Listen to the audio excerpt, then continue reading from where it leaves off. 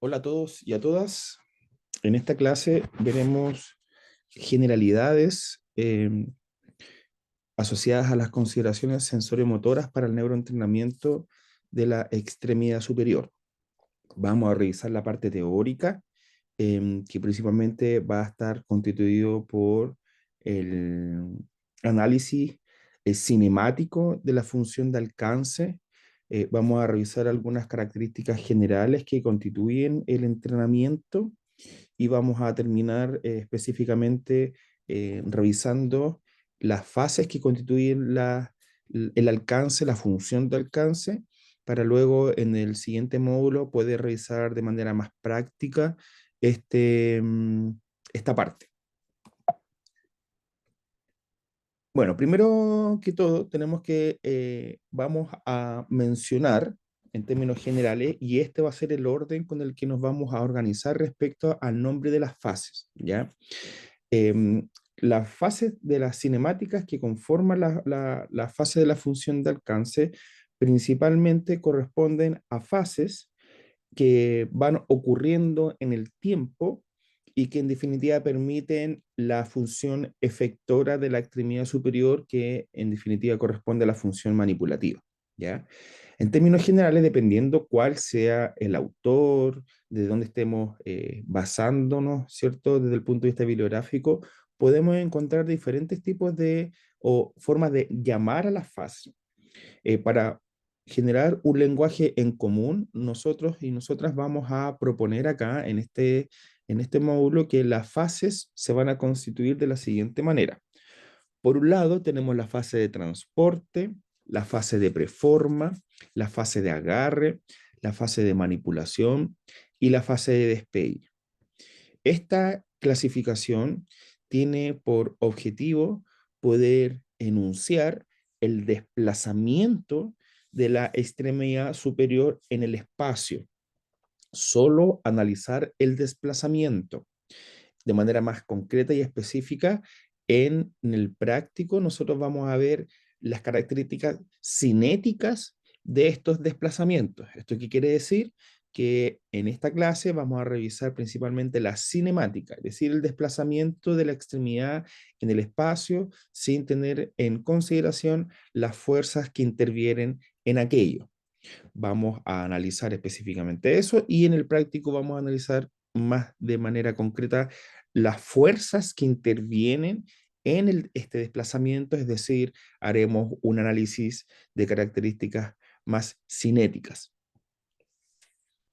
Bueno, primero que todo, en términos generales, para poder entender un poco más cuáles son los objetivos de cada una de estas fases, vamos a tener en cuenta lo siguiente, que el control motor está determinado principalmente por tres factores, ¿ya? Que van a contribuir al procesamiento sensorio-motor. Primero que todo, las restricciones propias que va a presentar la persona, secundario a la categoría médica, que está generando como consecuencia la alteración del patrón del control motor de la extremidad superior. Entonces, en estas restricciones propias del individuo, vamos a encontrar restricciones de las dimensiones motoras, alteraciones del tono, alteraciones de fuerza, alteraciones de coordinación, alteraciones somatosensoriales, alteraciones neurocognitivas, de procesamiento, de comprensión, de funciones ejecutivas, ¿ya? Por otro lado, el tipo de tarea que se está entrenando no es lo mismo el patrón de control motor que tiene que tener a la mano para ir a buscar un tenedor, un cuchillo, un vaso, una taza con agua fría o una taza con agua caliente, ¿ya? Y las restricciones específicas del entorno, que son todos estos elementos ambientales que pueden o favorecer el control motor o que pueden, en definitiva, ser un obstáculo para el control motor.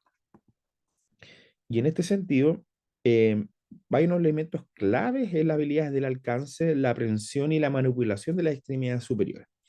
Eh, lo que tenemos que tener como base, ¿cuáles son los componentes neuropsicológicos del control motor manipulativo? ¿Esto qué quiere decir? Si bien no hay una receta, eh, cuando estamos, a modo de ejemplo, con una persona con una lesión a nivel cortical o subcortical secundario a un accidente cerebrovascular, es muy importante ir a hacer un análisis neuroanatómico más específico y dinámico respecto a las zonas que se ven comprometidas porque van a ser la base neurocognitiva del procesamiento motor, ¿ya?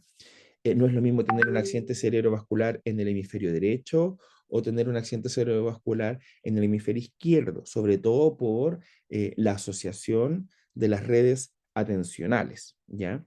Entonces es muy importante tener esto en consideración. No vamos a entrar en detalle propiamente tal en revisar los elementos neurocognitivos, pero sin duda que si tuviésemos que hacer un análisis general, el componente atencional, ¿cierto? El componente de la programación y anticipación de los pasos de la ejecución motora van a ser tremendamente relevantes, por un lado.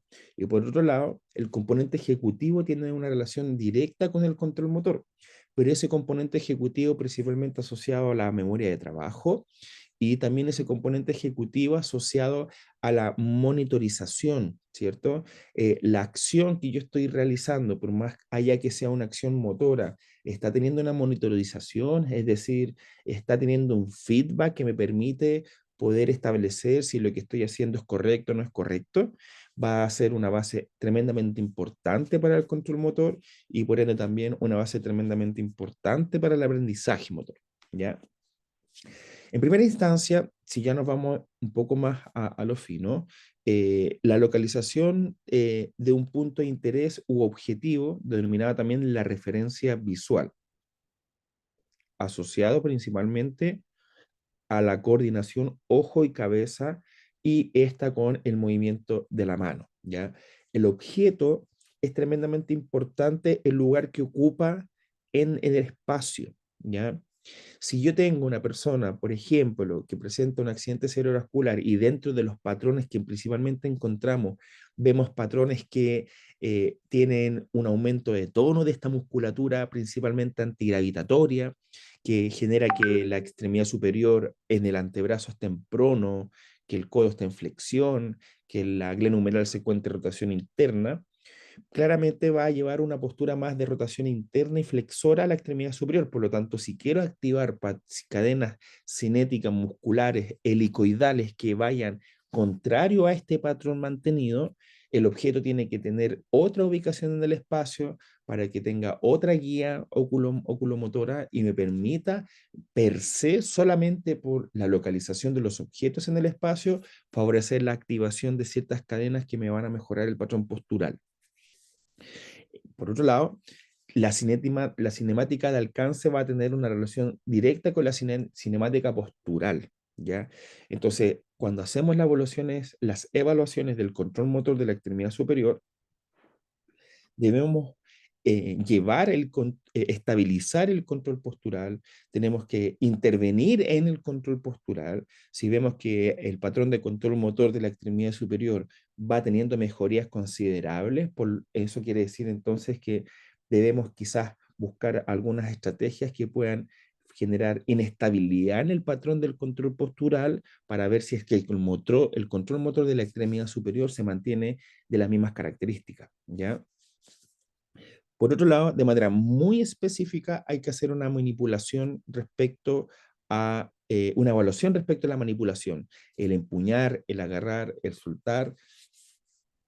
Acá es muy importante hacer una evaluación neuromotora analítica, ¿cierto? De la musculatura, sobre todo intrínseca de la mano, ir a hacer una evaluación de la longitud del tejido conectivo, sobre todo de la musculatura de lumbricales, interóseos, hacer una evaluación estructural exhaustiva de las articulaciones metacarpofalángicas, que si se rigidizan, van a llevar a una postura, a una posición neuromuscular de la musculatura intrínseca que va a favorecer la inhibición, ¿cierto? Asociado también a este aumento de tono que principalmente presentan los flexores profundos y superficiales de los dedos, ¿ya? Y por otro lado, las habilidades propias de manipulación, que en definitiva van a ir asociados a la relación que vaya a tener el pulgar, ¿cierto? Con los demás dedos, ¿ya? que van a determinar directamente el patrón postural proximal. Si no tengo la posibilidad de lograr un buen un control motor de pulgar, ¿quién va a compensar esta falta de control motor de pulgar? Puede que venga de patrones más posturales proximales, ¿cierto? Que van a determinar, en definitiva, la postura de la mano en el espacio. Por otro lado, tenemos estas teorías de los sistemas del control motor, ¿cierto? Existen subsistemas nerviosos y musculoesqueléticos específicos que contribuyen al control de los componentes de la maniobra de alcance, prensión y manipulación, como lo hemos dicho anteriormente, ¿ya? Vamos a tener algunas consideraciones estructurales musculoesqueléticas, ¿ya? Y en estas consideraciones estructurales musculoesqueléticas tenemos que ponerlas dentro de la dimensión de lo que es una lesión de las vías piramidales o extrapiramidales. En este caso, pensando en un accidente cerebrovascular, estamos viendo lesiones principales asociadas a la vía piramidal, ¿ya? Entonces, cuando nos encontramos con lesiones de estas características, ¿cuáles son estas consideraciones musculoesqueléticas que van a tener como consecuencia de esta lesión piramidal? Vamos a encontrar alteraciones del tono, de acuerdo a lo que nos dice la evidencia, el tono, este músculo que está aumentado de tono es un músculo débil, es un músculo que dentro de su longitud va a presentar ciertas alteraciones de longitud, ¿cierto? Recordemos que la estructura básica del tejido conectivo es el colágeno, ¿cierto? La elastina, que son estructuras que se organizan y se redistribuyen en función de las cargas externas. Por lo tanto, si bien acá estamos hablando de una lesión central, la lesión central está generando problemáticas directas en la cinemática de las extremidades y por ende va a generar una forma diferenciada de entregar estas fuerzas externas, producto de esta lesión de la vía piramidal. Por lo tanto, la redistribución del colágeno va a generar algunas microfibrosis, algunas problemáticas estructurales principalmente que tienen que evaluar y considerarse en el control motor, ¿ya? Por eso es muy importante en este sentido tener una evaluación exhaustiva que me permita poder indicar en el momento correcto si es que la órtesis que voy a indicar para la extremidad superior busca principalmente tener en consideración las estructuras musculoesqueléticas u otras. Y por otro lado, tenemos que encontrar cuál es el sentido propio de la biomecánica, ¿ya? Es decir, si hacemos este análisis de la biomecánica y podemos separarlas en dos partes, en bio y en mecánica.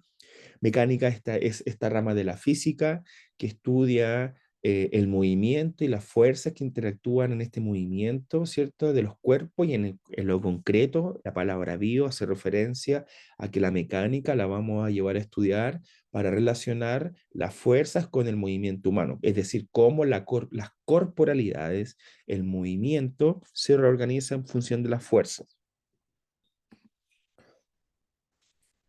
Y en este sentido, vamos a utilizar como base los patrones posturales de Hefter, que es un estudio realizado en Alemania por Harald Hefter y que fue publicado en el año 2012.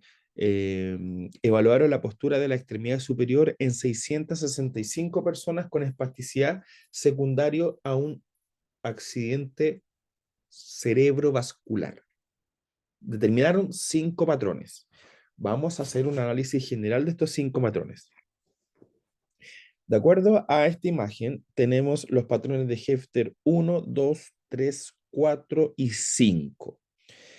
De acuerdo a esta investigación, estos 5 patrones fueron los que se encontraron en estas personas, en estas más de 600 personas. Dentro de estos 5 patrones, el patrón de Hefter 3 es el patrón que más se replica en la población estudiada. El 67.7% de las personas van a presentar este patrón. Y dentro de este patrón existen 2 subpatrones. Un patrón Hefter 3 de características internas, de rotación interna, y un patrón de Hefter 3 de características externas, ¿ya? Si vamos haciendo un análisis de cada uno de estos patrones, encontramos lo siguiente.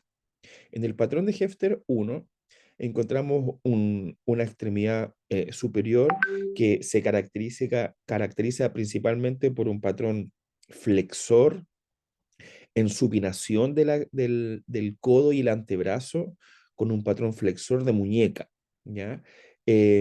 Una de las características de este patrón a nivel más proximal es que no presenta tanta problemática a nivel de los rotadores internos de glenumeral, ¿ya? Principalmente más de los aductores. En una segunda postura, presentan algunas características parecidas al patrón de Hefter 2, pero las dos diferencias principales es que a nivel más proximal en glenumeral existe un patrón más hacia la rotación interna en este patrón de Hefter 2 y el patrón flexor más distal se ve disminuido. Si nos vamos al patrón de Hefter 3, el rotación interna, la principal aquí característica es que a nivel glenumeral vamos a encontrar una rotación interna bien característica, pero vamos a encontrar, a diferencia de los otros dos patrones, que a nivel del antebrazo no va a estar principalmente, va a estar en un plano medio, no va a estar marcada tanto la supinación ni como la pronación. En un patrón de Hefter 3 de características externas, la diferencia principal va a estar a nivel proximal. A nivel proximal lo que vamos a encontrar es que la articulación glenumeral va a estar principalmente en rotación externa y leve abducción, ¿ya? El patrón de Hefter número 4 va a presentar un patrón en el que la principal diferencia va a estar a nivel de antebrazo, en el que vamos a encontrar ya por un patrón en pronación marcado, ¿ya? Y el patrón de Hefter 5 es un patrón de características más extensoras, ¿cierto? Que va a mantener este patrón más distal del patrón 4 asociado a la pronación, pero la diferencia principal es que el codo se mantiene en extensión y mantiene estas características de rotación interna a nivel de la articulación glenohumeral. Como habíamos dicho anteriormente, tener el análisis de estos patrones va a ser sumamente importante para poder determinar en términos generales cuál es el patrón que más se asimila o se asemeja la persona que yo estoy acompañando. En este sentido, el lugar el objeto donde va a estar en el ambiente, si vamos a entrenar vestuario, si vamos a entrenar alimentación, la actividad cotidiana que sea, el lugar, ¿cierto?, que va a ocupar este objeto tiene que ser muy bien estudiado porque tenemos que favorecer la activación de patrones cinéticos antagonistas del patrón principal que se encuentra para poder favorecer la activación de estos mecanismos, de estas rutas neuromusculares que nos permitan poder favorecer el control motor. En este sentido, los componentes nerviosos que también tenemos que tener en consideración van a estar asociados por los componentes motores, como habíamos dicho anteriormente, que principalmente están asociados a la coordinación de ojos, cabeza, tronco, brazos y coordinación de las fases de desplazamiento y prevención de alcance. Vamos a encontrar procesos sensoriales que incluyen la coordinación de los sistemas visual, vestibular y somatosensorial. Por eso es muy importante hacer una evaluación específica de campo visual, de profundidad visual y de discriminación visual por un lado. Luego, la coordinación óculo-motora, mientras la cabeza y cuello realizan movimientos en los diferentes planos, también va a ser tremendamente importante. Y por último, la evaluación somatosensorial, que dentro de esta, si tuviésemos que ir definiendo cuáles son a nivel somatosensorial las principales vías, ¿cierto?, que van a estar favoreciendo la guía del control motor, es decir, la guía del movimiento del cuerpo en el espacio, van a ser principalmente las vías asociadas al control propioceptivo y al control sinestésico. Esta capacidad de poder reconocer la postura del cuerpo en el espacio sin el auxilio de la vista, y por otro lado, reconocer el movimiento del cuerpo en el espacio sin el auxilio de la vista, percepción y sinestesia. eh, vamos a, vamos a encontrar que estas dos entregas de informaciones somatosensoriales van a ser tremendamente importantísimas para poder llegar a proyectar el pronóstico funcional de la extremidad, ¿ya? Si tuviésemos que poner en precisión, en orden, ¿quién es más una guía para el control motor? ¿El componente de sensibilidad de temperatura o el componente de sensibilidad profunda de la propiocepción o sinestesia? La evidencia nos muestra que los pronósticos funcionales de la extremidad superior se ven más afectados o comprometidos cuando las vías somatosensoriales asociadas a la propiocepción y sinestesia se ven afectadas. Por lo tanto, es muy importante en este sentido, si logramos identificar que hay una alteración sinestésica o propioceptiva, generar estrategias compensatorias visuales que permitan la guía del movimiento mediante otra vía, porque por lo tanto, si es que no existe una guía de movimiento, el componente atencional del control motor se va a ver comprometido, y si el componente atencional del control motor se ve comprometido, vamos a ver directamente que toda la ruta del aprendizaje va a verse comprometida. Por otro lado, las representaciones internas, las cuales son importantes para la transformación de sensaciones en actos, el mapeo, ¿ya? Que pueda haber una guía muy concreta y específica de los estímulos que van a estar sobre la mesa o los estímulos con los que voy a trabajar el control motor. Y por último, los procesos de nivel superior esenciales para los aspectos adaptativos y anticipatorios de las funciones de manipulación, que es donde nos vamos a quedar a continuación hablando. Vamos a encontrar dos tipos de controles anticipatorios, ¿ya? Vamos a encontrar un control anticipatorio que va a llamarse feed forward, y por retroalimentación que se llama feedback del movimiento. Se destaca la importancia de los procesos por retroalimentación o feedback del movimiento y los anticipatorios feed forward para el movimiento. Las personas aprenden a mejorar la eficiencia y la precisión del alcance con la práctica. Eso es la base, la repetición, repetición constante dirigida a un objetivo que integre componentes cognitivos, que integre componentes emocionales, van a generar mejores respuestas adaptativas en el tiempo, por lo tanto, mejores estrategias para lograr un cambio en el desempeño de la función y para ya a largo plazo cambiar directamente y generar un aprendizaje, ¿ya? Por lo tanto, estas conductas adaptativas que se repiten en el tiempo van a servir principalmente como medida para anticipar las demandas de la tarea y los obstáculos que pueden entorpecer la trayectoria del movimiento de la mano y que corrigen efectos de estas perturbaciones. Por lo tanto, la anticipación y la retroalimentación van a ser organizaciones anticipatorias tremendamente importantes para lograr una eficiencia del control motor manipulativo. Si nos vamos acá por el control por feedback, tenemos lo siguiente. Dice acá, estímulos aferentes, es decir, ¿cierto? Estos estímulos que entran desde el ambiente también hacia el sistema nervioso central, que por lo general son estímulos visuales o somatosensoriales. Son estímulos visuales directamente que van a localizar, ¿cierto? La posición del cuerpo en el espacio. Y por otro lado, la organización somatosensorial asociado al tacto superficial, y la organización somatosensorial organizada principalmente en lo profundo, asociado a la sinestesia y la propiocepción, ya van a estar principalmente asociados a que estas em, organizaciones visuales y somatosensoriales eh, se van a comparar con una señal de referencia que va a representar un estado deseado del sistema, ¿ya? Por lo tanto, entre la organización visual y la organización somatosensorial me va a dar un estado específico de donde se encuentra la extremidad, ¿ya?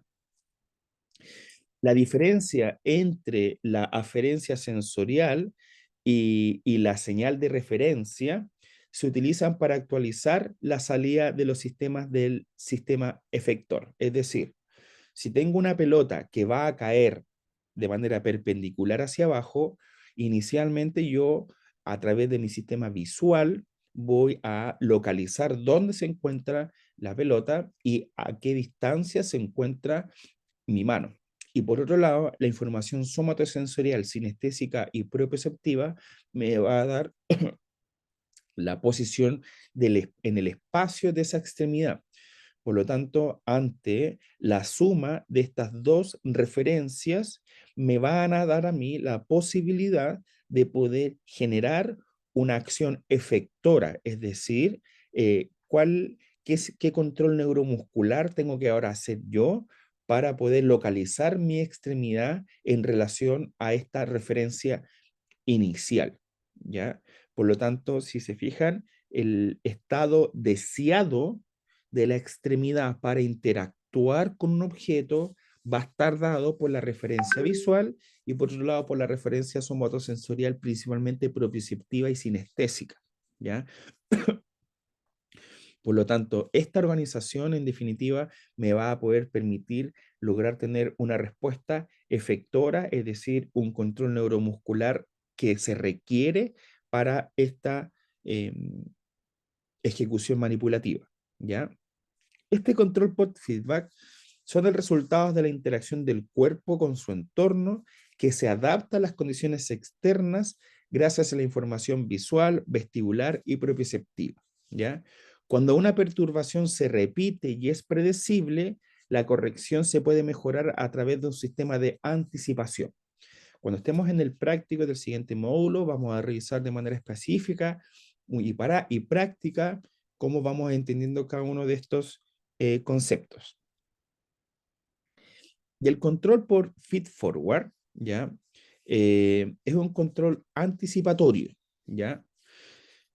Aprovecha la experiencia previa para predecir las consecuencias de la información sensorial que recibe. Por eso es muy importante la repetición de los estímulos, ¿cierto? Que van a condicionar una respuesta adaptativa. Y la respuesta adaptativa, en definitiva, no es más que esta organización por retroalimentación y esta organización por control anticipatorio. Este control anticipatorio sucede antes, ¿cierto?, que se estimulen los sensores de retroalimentación, ¿ya? La información visual de la trayectoria de la pelota del movimiento se utiliza para anticipar el movimiento de la mano, ¿ya? Esto activa un control anticipatorio, ¿ya? Que se actualiza a través de la información de experiencias previas que activan los músculos en nivel preciso para atrapar la pelota, ¿ya? Por lo tanto, si es que vamos a hacer un análisis respecto a esto, tenemos este sensor que detecta estos sucesos distantes. Por ejemplo, el ojo detectó la posición de la pelota, ¿ya? Hubo un procesamiento de esta información, se amplificó, ¿cierto? Y llegó al sistema nervioso central. Por lo tanto, esa posición de la pelota estuvo asociada también directamente por el procesamiento somatosensorial de la posición de la extremidad superior en el espacio, ¿ya? Por lo tanto, me da una señal de retroalimentación del lugar donde se encuentra la mano en relación al lugar donde se encuentra la pelota. Por lo tanto, justo en este espacio intermedio, antes de esto, se va a generar que producto de esta localización de la pelota, se va a mandar una orden anticipatoria que va a generar un patrón de control postural necesario que me va a anticipar el recorrido de la pelota, ¿ya? Por lo tanto, muy importante tener en consideración que las acciones repetitivas favorecen un control por feed forward. Por eso es importante la repetición, ¿ya? la repetición, la retroalimentación terminan generando controles que van a organizar la respuesta efectora. ¿Eso qué quiere decir? Que en definitiva, si estoy trabajando con un objeto, un vaso, un tenedor, la persona tiene que ser muy consciente y tiene que procesar la información respecto a la localización del objeto, la postura que presenta la extremidad y cuánto es el margen de error del recorrido en el que se encuentra mi extremidad en relación al recorrido del objeto, ¿ya?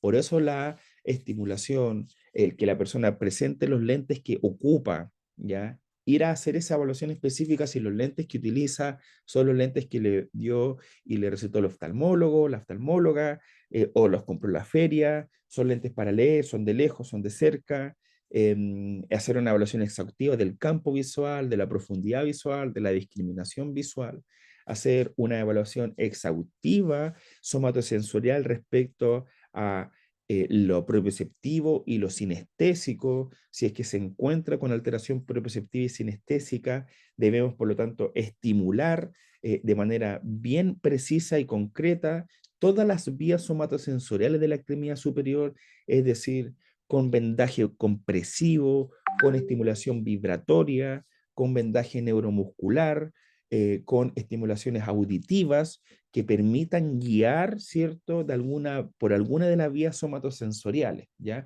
Y de hecho, incluso no tan solo si es que se encuentra afectada la vía somatosensorial asociada a lo propioceptivo sinestésico, estimular las otras vías, sino que además también estimularlas cuando éstas no se encuentran afectadas, porque sin duda que me van a entregar mucha mayor información respecto a la posición, ¿cierto?, de la extremidad, al sentir la extremidad. Por lo tanto, el control anticipatorio y de retroalimentación se van a ver mucho mejor eh, abarcados, y si se encuentran mucho más abarcados, por lo tanto, vamos a tener como conclusión, como consecuencia, un patrón efector neuromuscular mucho más guiado que va a permitir una mayor eficiencia y por lo tanto menor costo energético, ¿ya?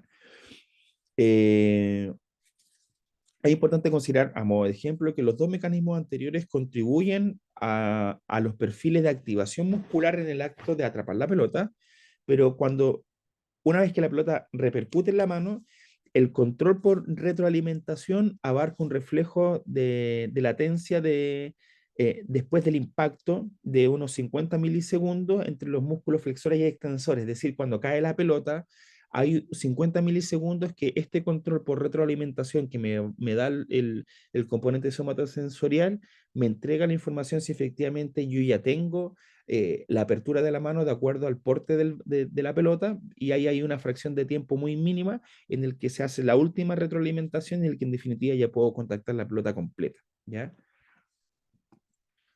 Por lo tanto, de acuerdo a lo que nos dice la evidencia respecto a los controles anticipatorios de las extremidades superiores, nos da a entender que el objeto es un modulador del control motor. Incluso me debería decir que no tan solo las características del objeto, tanto en su forma y sus características tridimensionales, sino que también el lugar en donde se ubica el objeto. Tenemos que entender lo siguiente y hacer la siguiente correlación.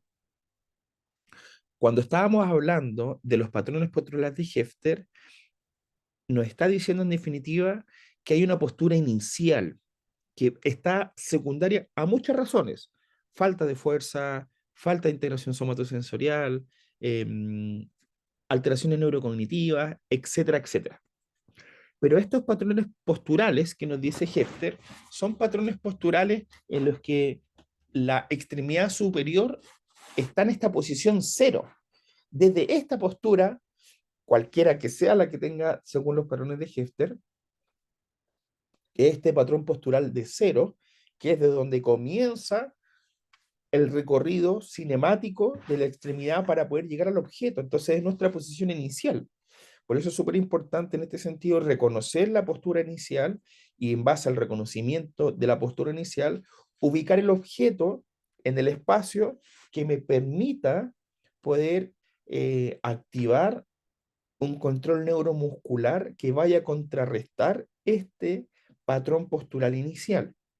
Por eso los patrones de control anticipatorio y, o feed forward o los de retroalimentación o los de retroalimentación o feedback son esenciales para que qué patrón postural cinético quiero activar, ¿ya? Como habíamos dicho anteriormente, habíamos hablado respecto a las fases cinemáticas que conforman las fases de la función de alcance y habíamos hablado de estas fases: transporte, preforma, agarre y manipulación. Si somos más exhaustivos y hacemos un análisis mucho más específico respecto a las fases, podemos concluir lo siguiente y mencionar que existen fases más concretas y profundas que podemos analizar, ¿ya?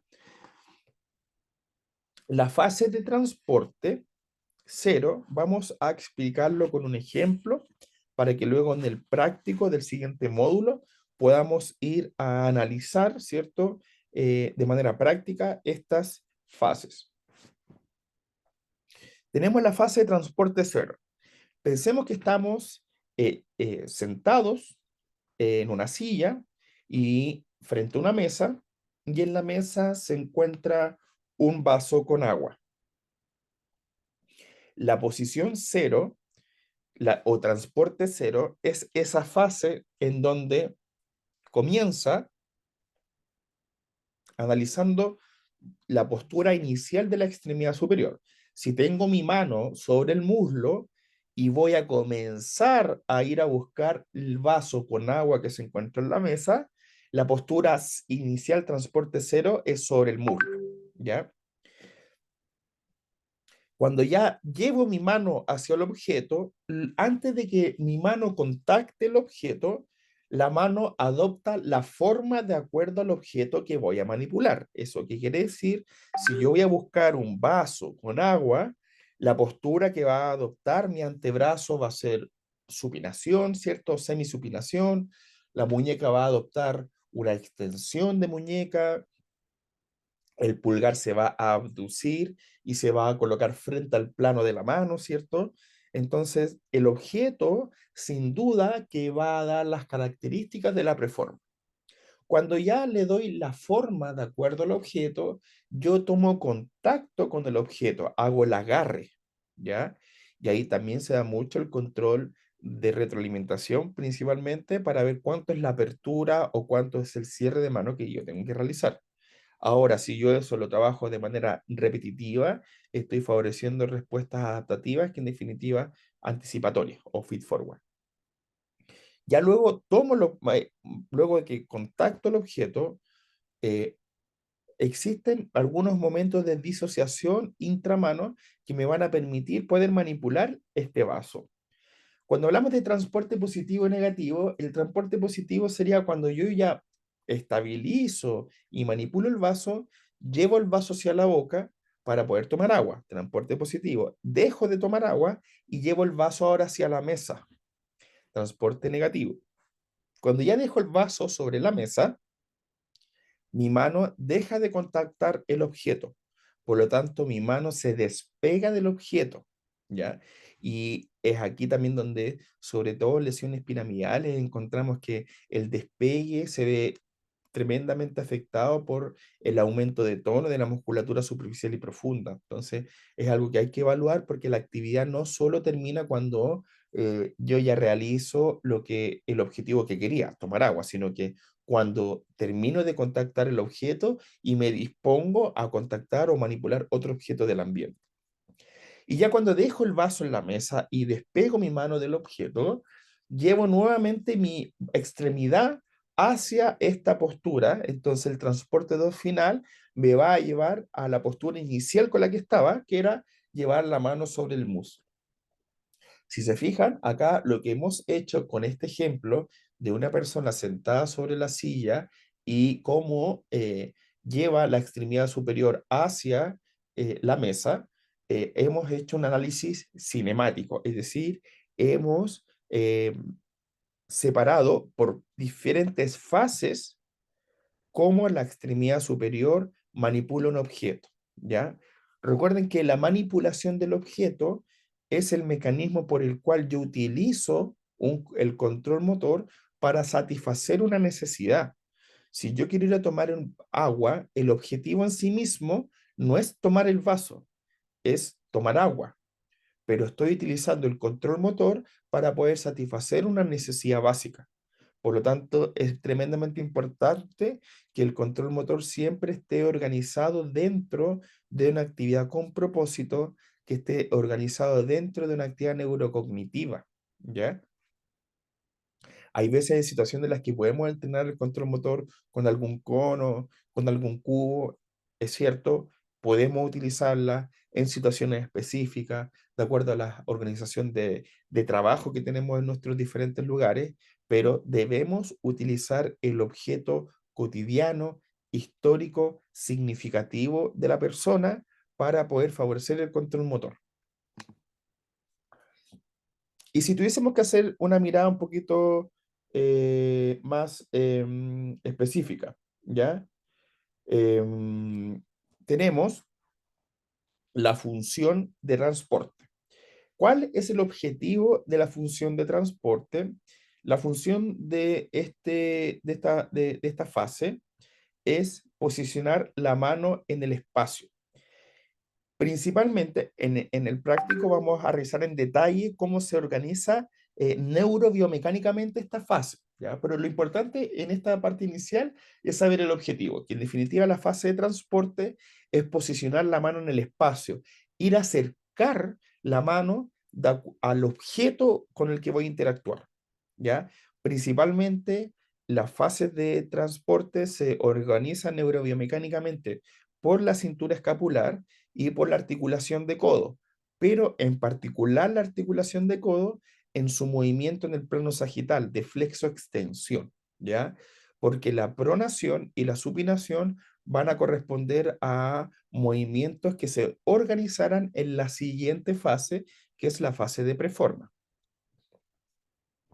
La fase de preforma tiene como por objetivo posicionar y dar forma a la mano de acuerdo con el objeto que se va a manipular, ¿ya?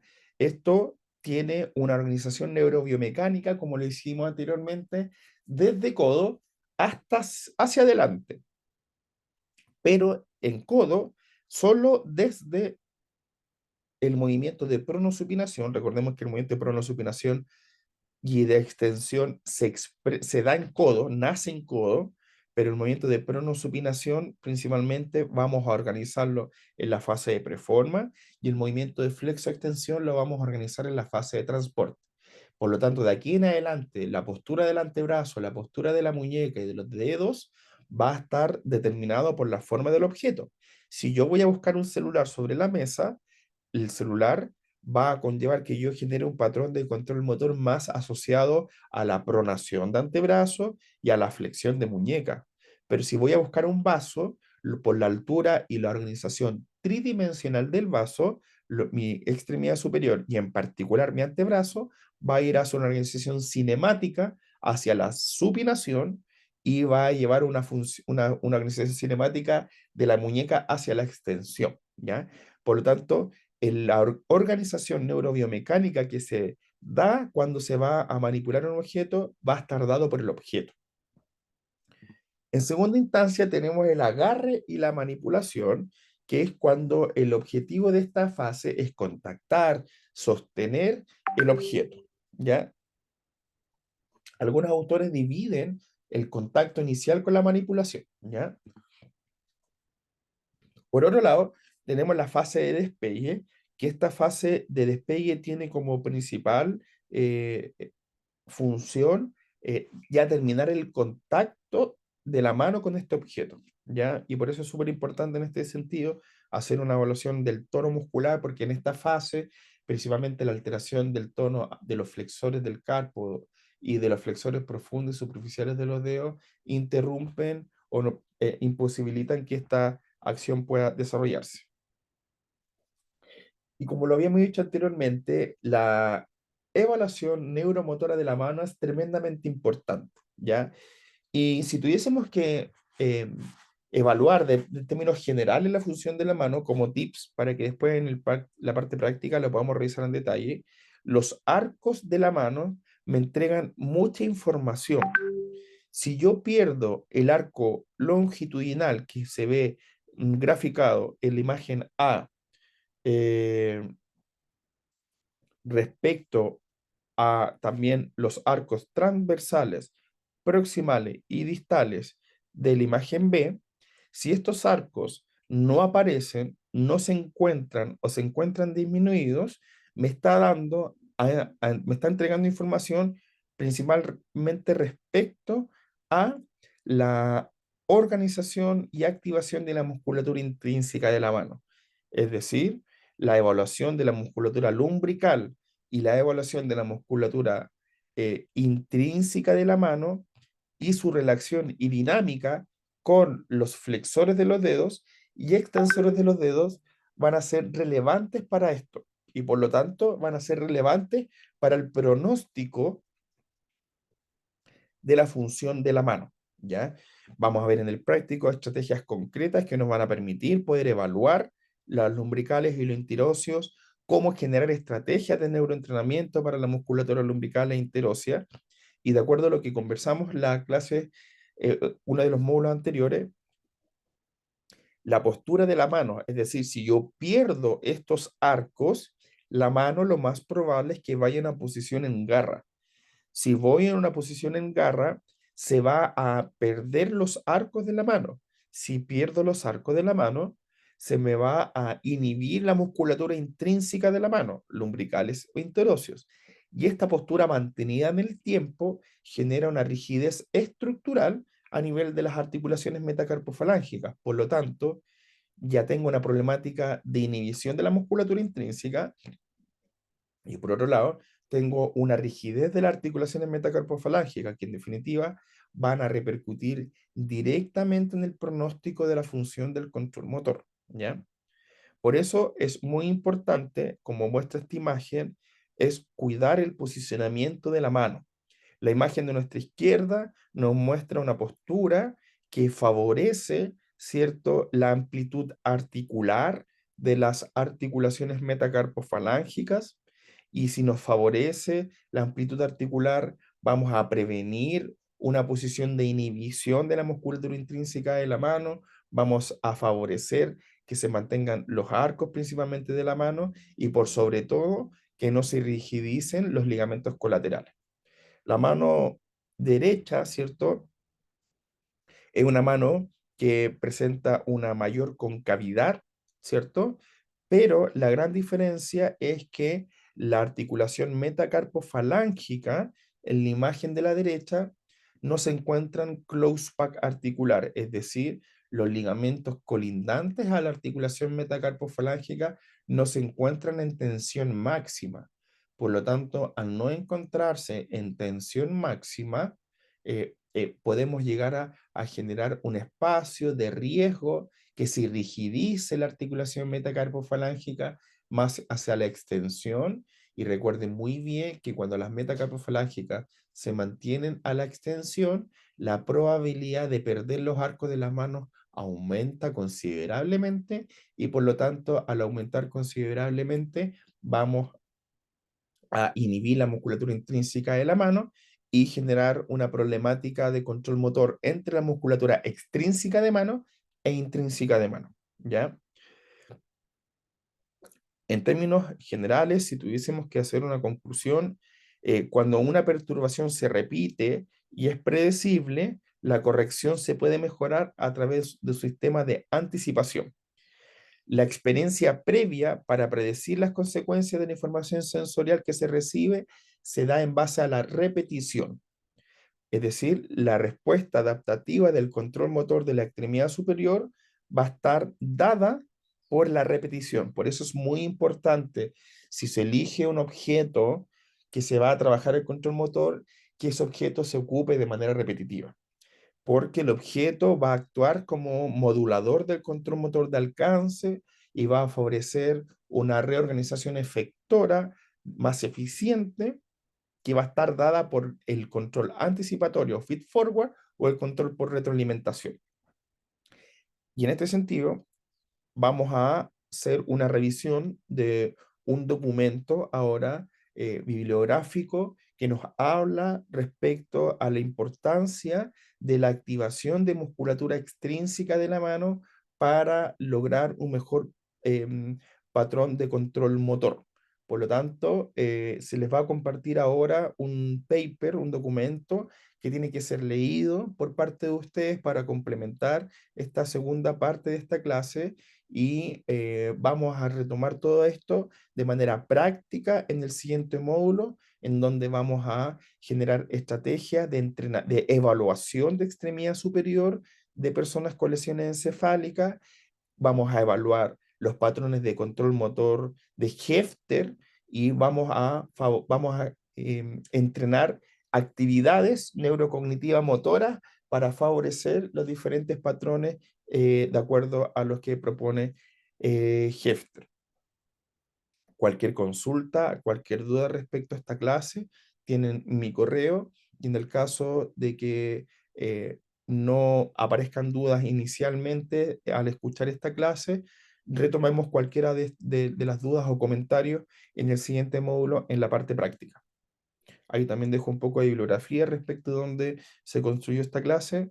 Espero haber podido transmitir en términos generales lo que vamos a ver de manera más práctica, pero es importante que al menos para esta clase entiendan el control anticipatorio, el control por retroalimentación y los objetivos de cada una de las fases de la función de alcance para que después podamos entrar de lleno en su práctica.